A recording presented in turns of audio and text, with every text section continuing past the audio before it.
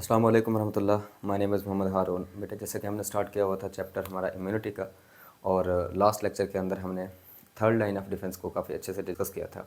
तो आज के इस लेक्चर के अंदर हमने लास्ट लेक्चर है इम्यूनिटी का, जिसमें हमने टाइप्स ऑफ इम्यूनिटी को आज हमने डिस्कस करना है। इसके साथ ही हमारा ये चैप्टर इम्यूनिटी कंप्लीट हो जाएगा। इंशाल्लाह फिर नेक्स्ट लेक्चर के अंदर नेक्स्ट चैप्टर का आगाज़ करेंगे। तो स्टार्ट करते हैं टाइप्स ऑफ इम्यूनिटी। हमारे पास इम्यूनिटी जो है बेसिकली दो टाइप्स उसकी होती हैं, जो मेजर कैटेगरीज हम बनाते हैं। एक इनेट इम्यूनिटी है और इसके अलावा दूसरी है एक्वायर्ड इम्यूनिटी। इनेट इम्यूनिटी हमें बाय बर्थ मिलती है, नेचुरली तौर पर हमारे अंदर मौजूद होती है, पैदाइशी तौर पर हमारे अंदर, हम सब के अंदर वो इम्यूनिटी मौजूद होती है। ऐसे इम्यूनिटी को कहते हैं हम इनेट इम्यूनिटी। इनेट जो लफ्ज़ है वो बेसिकली बाय बर्थ के लिए लफ्ज़ इस्तेमाल होता है, या नेचुरली तौर पर जो आपके अंदर बाय बॉर्न भी हम उसे कहते हैं, पैदाइशी तौर पर जो आपके अंदर इम्यूनिटी कुदरत ने सेट की हुई है, उस इम्यूनिटी को हम कहते हैं, वो क्या है बेटा, इनेट इम्यूनिटी है। उसके बाद होती है acquired immunity. Acquired immunity after the exposure of germs. जैसे आप ज़िंदगी गुजारते चले जाते हैं तो आपको मुख्तलिफ तरह के जरासीम से वास्ता पड़ता है, मुख्तलिफ जगहों पे आप जाते हैं, तो वो जब जर्म्स हमारे जिस्म के अंदर जाते हैं तो उनके खिलाफ जो हम मुदाफ़त पैदा करते हैं उसको हम क्या कहते हैं बेटा, एक्वायर्ड इम्यूनिटी। अगर किसी शख्स को कोरोना हो चुका है, ठीक है, तो उसके अंदर तो वो जरासीम जा चुके हैं ना, तो उसके खिलाफ तो उसके अंदर मुदाफ़त पैदा होगी, लेकिन एक बंदे को हुआ ही नहीं है, ठीक है, तो उनकी बॉडी के अंदर वो तो उसने आगे डिफेंस मैकेनिज्म सेट नहीं किया हुआ, तो एक्वायर्ड इम्यूनिटी उसके अंदर नहीं होगी, जबकि जिसके अंदर ऑलरेडी जिसको हो चुका है कोरोना, उसके अंदर तो एक्वायर्ड इम्यूनिटी होगी। तो ज़रा इनको डिटेल से डिस्कस करते हैं कि इनेट इम्यूनिटी और एक्वायर्ड इम्यूनिटी क्या है। तो innate immunity basically immunity is present by born और बर्थ नेचुरली। कुदरती तौर पर, पैदाइशी तौर पर आपके अंदर जो इम्यूनिटी कुदरत ने सेट की है उसको हम क्या कहते हैं बेटा, इनेट इम्यूनिटी कहते हैं। और ये नॉन स्पेसिफिक होती है, यानी कि हर किस्म के जरासीम के खिलाफ आपके अंदर मुदाफ़ा पैदा करने के लिए ये लाजमी होती है, तो इसलिए हम इसे कहते हैं ये नॉन स्पेसिफिक इम्यूनिटी है। और इसका जो रिस्पॉन्स है बेटा वो क्विक रिस्पॉन्स होता है, यानी कि जैसे ही जरासीम अंदर दाखिल करने की कोशिश करेगा फ़ौरन आपकी जो इनेट इम्यूनिटी है उसके ऊपर अटैक करेगी, क्विक रिस्पॉन्स है। आगे जो एक्वायर्ड इम्यूनिटी है वो टाइम टेकिंग है, उसके अंदर वीक्स लग सकते हैं, उसके अंदर डेज भी लग सकते हैं। क्लियर। इनेट इम्यूनिटी में हमने जो दो टाइप्स पढ़ी थी ना, first line of defence, first line of defence, second line of defence. ये फर्स्ट लाइन ऑफ डिफेंस और सेकंड लाइन ऑफ डिफेंस जो हमने लास्ट लेक्चर के अंदर काफ़ी डिटेल से डिस्कस किया है, ये इनेट इम्यूनिटी की जो है टाइप्स है फर्दर। क्लियर। तो इसके अंदर क्या है कि नेचुरली तौर पर आपकी बॉडी एक्ट कर रही है जरासीम के खिलाफ। उसके बाद है एक्वायर्ड इम्यूनिटी। एक्वायर्ड का मतलब यही है कि आफ्टर एक्सपोजर टू जर्म्स, जरासीम ज़िंदगी गुजारते हुए जिन जिन जरासीम से वास्ता पड़ता है उसके खिलाफ जो आपके अंदर मुदाफ़त पैदा हो जाती है उसको कहते हैं हम acquired immunity. Immunity acquired after exposure to germs, ठीक है, जरासीम के खिलाफ एक्सपोज होने के बाद, यानी कि जर्म्स आपकी बॉडी में गए, एक्सपोज हुए, और फिर उसके बाद इम्यूनिटी जो आपने हासिल की उसको कहते हैं एक्वायर्ड इम्यूनिटी। और ऐसी इम्यूनिटी बेटा स्पेसिफिक होती है, ख़ास होती है, मखसूस होती है। हर किस्म के जरासीम के खिलाफ ये इम्यूनिटी है ये डेवलप नहीं की जाती, बल्कि ख़ास जरासीम के खिलाफ ही ये उसको एक्ट किया जाता है। ऐसा नहीं है कि जो आपके अंदर एक्वायर्ड इम्यूनिटी कोरोना के खिलाफ है वो किसी और बीमारी के खिलाफ ही एक्ट करे, ऐसा नहीं है। अगर कोरोना के जरासीम आए तो सिर्फ उसके खिलाफ एक्वायर्ड इम्यूनिटी डेवलप की जाएगी। स्मॉल पॉक्स के हैं उसके खिलाफ आगे इम्यूनिटी डेवलप की जाएगी। तो जैसे ही जरासीम आपसे आपके जिस्म में दाखिल होते हैं वैसा ही एक्सपोजर जब हो जाता है तो उसी हिसाब से आगे एंटीबॉडीज़ भी तैयार की जाती हैं। तो ये एक स्लो टाइप का रिस्पॉन्स होता है। इसके अंदर इवन स्लो टाइप का रिस्पॉन्स है बेटा, इसके अंदर इवन डेज भी लग सकते हैं, कई के दिन भी लग सकते हैं, इसके अलावा वीक्स भी लग सकते हैं। क्लियर। ये टाइम टेकिंग प्रोसेस है। तो जो हमने third line of defence discuss किया था ना, third line of defence last two lecture के अंदर, तो वो बेसिकली जो थर्ड लाइन ऑफ डिफेंस है वो एक्वायर्ड इम्यूनिटी की ही मिसाल है। तो types of acquired immunity, acquired immunity की टाइप्स कितने बेटा, दो टाइप्स हैं, एक्टिव इम्यूनिटी और इसके अलावा पैसिव इम्यूनिटी। एक्टिव इम्यूनिटी के अंदर क्या किया जाता है, आपके अंदर एंटीबॉडीज़ जो जनरेट होती हैं वो नेचुरली होती हैं। नेचुरली अगर आपके अंदर एंटीबॉडीज़ जनरेट हो रही हैं तो हम ऐसी इम्यूनिटी को कहते हैं एक्टिव इम्यूनिटी। क्लियर। और अगर एंटीबॉडीज़ इंजेक्ट की जा रही हैं आपके जिस्म में तो ऐसी इम्यूनिटी को हम बेटा क्या कहते हैं, पैसिव इम्यूनिटी कहते हैं। तो दोनों में लिटिल बिट डिफरेंस है तो एक्वायर्ड इम्यूनिटी जरासीम से ही वास्ता पड़ेगा, उसके खिलाफ ही मुदाफ़त पैदा करेंगे। लेकिन अगर ऐसा है कि जर्म्स आपके बॉडी में है और नेचुरली तौर पर आपने खुद एंटीबॉडीज़, आपकी बॉडी ने जो है उन जरासीम के खिलाफ एंटीबॉडीज़ तैयार की हैं, तो ऐसी इम्यूनिटी को हम कहते हैं एक्टिव इम्यूनिटी। और अगर ऐसा हो कि बाहर से बनी बनाई एंटीबॉडीज़ अगर आप अपने जिस्म में डालें तो ऐसी इम्यूनिटी को हम क्या कहेंगे बेटा, पैसिव इम्यूनिटी कहेंगे। तो हम ज़रा एक्टिव इम्यूनिटी को डिटेल से डिस्कस करते हैं। एक्टिव इम्यूनिटी की फर्दर दो टाइप्स हैं बेटा, नेचुरली एक्टिव इम्यूनिटी और आर्टिफिशियल एक्टिव इम्यूनिटी। नेचुरल जो एक्टिव इम्यूनिटी है इसमें जर्म्स जैसे बॉडी में जाएंगे उनके खिलाफ खुद ब खुद आप क्या करेंगे, इम्यूनिटी डेवलप करेंगे। Immunity develop after exposure to germ. जरासीम गए बॉडी के अंदर और आपकी बॉडी ने नेचुरली तौर पर उसके खिलाफ एंटीबॉडीज़ तैयार की, तो ऐसे इम्यूनिटी को हम कहते हैं नेचुरली एक्टिव इम्यूनिटी कहते हैं।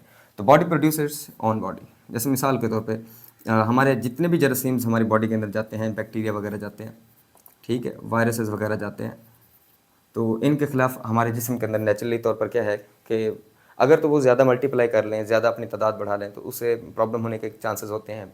इसमें बहरहाल आप ये कह सकते हैं डिजीज़ अकर होती है, आप बीमार ज़रूर होते हैं, लेकिन फिर भी उनके खिलाफ मुदाफ़त आप पैदा कर जाते हैं। तो ऐसी इम्यूनिटी को हम कहते हैं नेचुरल एक्टिव इम्यूनिटी, क्योंकि कुदरती तौर पर जरासीम गए, थोड़ी देर के लिए आप बीमार हुए और उसके बाद आपकी बॉडी ने एंटीबॉडीज़ तैयार की और फिर उसके बाद उसको किल कर दिया जर्म्स वगैरह को, ठीक है। तो ये नेचुरल फिनोमिना है कि आपने खुद से नहीं जरासीम डाले, बाहर से नेचुरली तौर पर जिसम में गए और नेचुरली तौर पर एंटीबॉडीज़ बन गई, तो नेचुरल एक्टिव इम्यूनिटी से करें। उसके बाद है आर्टिफिशियल एक्टिव इम्यूनिटी। ये आर्टिफिशियल तरीका है, यानी वो तो जो जर्म्स है ना, जो आपके अंदर जरासीम वगैरह जा रहे थे, वो तो नेचुरली तौर पर जा रहे थे। यहाँ पर क्या होता है, यहाँ आप खुद से कमज़ोर या मुर्दा जरासीम डालते हो अपने जिस्म के अंदर, तो वीकेंड या डेड पैथोजेंस, जिसको हम वैक्सीन भी कहते हैं। तो वैक्सीन जब आप अपने जिस्म में डालते हो, या हम उसे एंटीजन भी कहते हैं, फिर जब उसके खिलाफ आपका जिस्म कुदरती तौर पर एंटीबॉडीज़ तैयार करता है, तो इसे हम आर्टिफिशियल एक्टिव इम्यूनिटी कहते हैं। यानी कि खुद ब खुद जरासीम नहीं गए, आपने खुद इंजेक्ट किया, ठीक है। जैसे मिसाल के तौर पे आपको स्मॉल पॉक्स की वैक्सीन वगैरह लगती है, अब वो स्मॉल पॉक्स के डेड और वीकेंड पैथोजेंस होते हैं, कमज़ोर या मुर्दा जरासीम होते हैं जो आपके जिस्म में डाले जाते हैं, और फिर उसके बाद आपकी बॉडी उनके खिलाफ एंटीबॉडीज़ तैयार करती है, ठीक है। दुश्मन भी जिस्म में डाले हैं और उनके हाथ पाँव भी कटे हुए हैं, कमज़ोर अपने या मुर्दा दुश्मन अपने जिस्म में डालें, अब फ़ौरन आपका इम्यून सिस्टम उसे मारेगा भी सही, और उस जर्म की पहचान भी करेगा और उसके खिलाफ एंटीबॉडीज़ भी तैयार करेगा। तो इसे कहते हैं आर्टिफिशियल एक्टिव इम्यूनिटी। क्लियर। तो immunity develop after injecting vaccine और एंटीजन। तो वैक्सीन एक एंटीजन के तौर पर काम करेगी, इस प्रोसेस को वैक्सीनेशन भी कहते हैं। तो बेटा याद रखना कि वैक्सीनेशन का जो प्रोसेस है उसे हम आर्टिफिशियल एक्टिव इम्यूनिटी कहते हैं। तो फिर क्या होगा, जैसे ही आपने वैक्सीन डाली है ना, तो stimulate body to manufacture antibodies, आपका जिस्म उनके खिलाफ एंटीबॉडीज़ तैयार करेगा और फाइट करेगा, लड़ेगा, उसको मारेगा, मेमोरी सेल बनाएगा, और कल को अगर स्ट्रॉन्ग या लाइव जो हमारे पैथोजेंस हैं वो भी अगर जिस्म में दाखिल होंगे तो उनको भी किल कर दिया जाएगा। तो यहाँ तक हमारे पास एक्टिव इम्यूनिटी यहाँ मुकम्मल हो गई है। आप देख रहे थे इसमें कि एंटीबॉडीज़ आपकी बॉडी खुद ब खुद तैयार कर रही है, ठीक है। उसके बाद है पैसिव इम्यूनिटी। तो पैसिव इम्यूनिटी के बारे में हमने डिस्कस किया है कि आप एंटीबॉडीज़ ही बाहर से डालते हो, आपका जिस्म नहीं एंटीबॉडीज़ तैयार कर रहा, आप बनी बनाई एंटीबॉडीज़ अपने जिस्म में डाल रहे हो, तो हम इसे पैसिव इम्यूनिटी कहते हैं। In passive immunity antibodies are passed from one individual to another. एक इंसान से दूसरे इंसान में आप एंटीबॉडीज़ इंजेक्ट करते हो। मिसाल के तौर पे अगर दो लोग हैं, एक शख्स को कोरोना हुआ, वो रिकवर हो गया, एक वो शख्स है जिसको कोरोना हुआ है लेकिन अभी तक वो उसका इम्यून सिस्टम बड़ा वीक था, कमज़ोर था, और वो रिकवर नहीं हो सका, यानी काफ़ी ज़्यादा आप कह सकते हैं इन्फेक्शन उसके अंदर हो चुका है।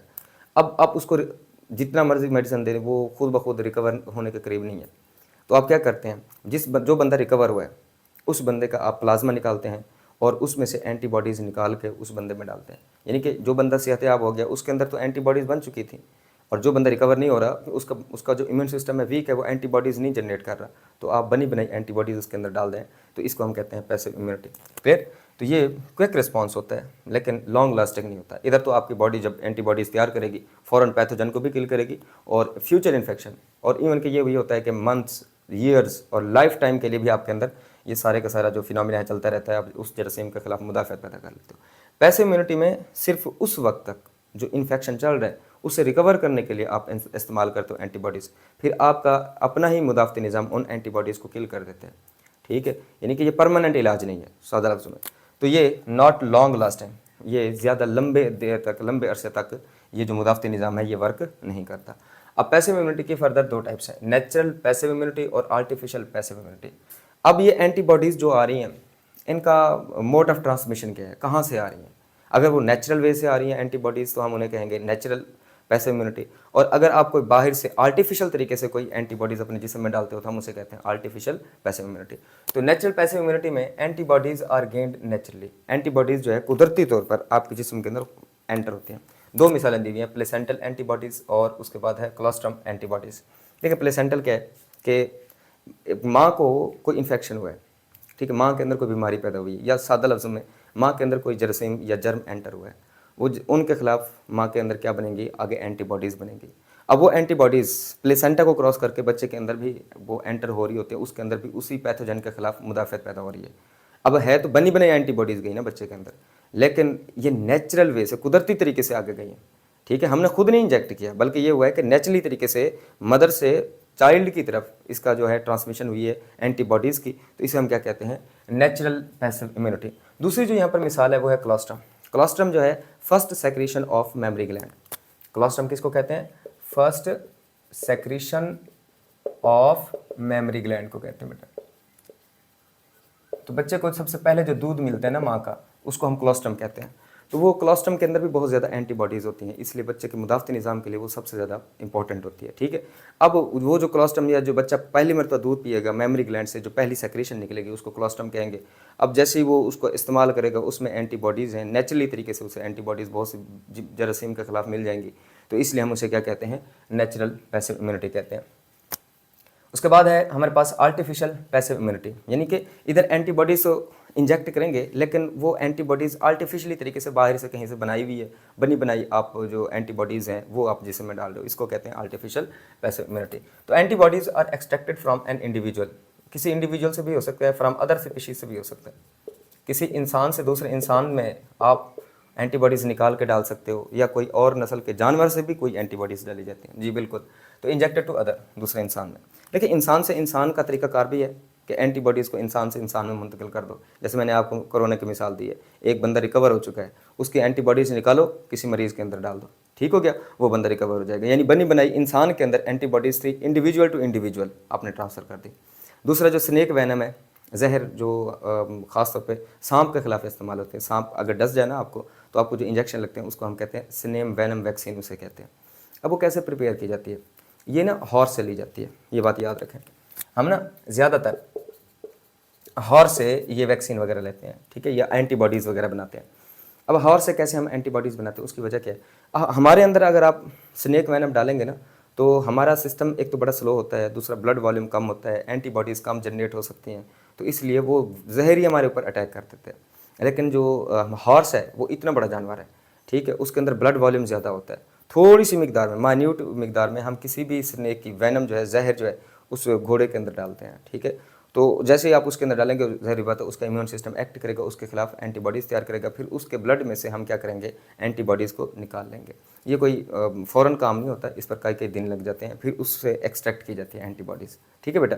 तो बहुत सारे कंट्री के अंदर जो है एंटीबॉडीज़ बनाने के तरीके में जो बहुत सारी फार्मिंग की जाती है, और उसमें हॉर्स वगैरह पाले जाते हैं, वहाँ से एंटीबॉडीज़ एक्सट्रैक्ट की जाती हैं।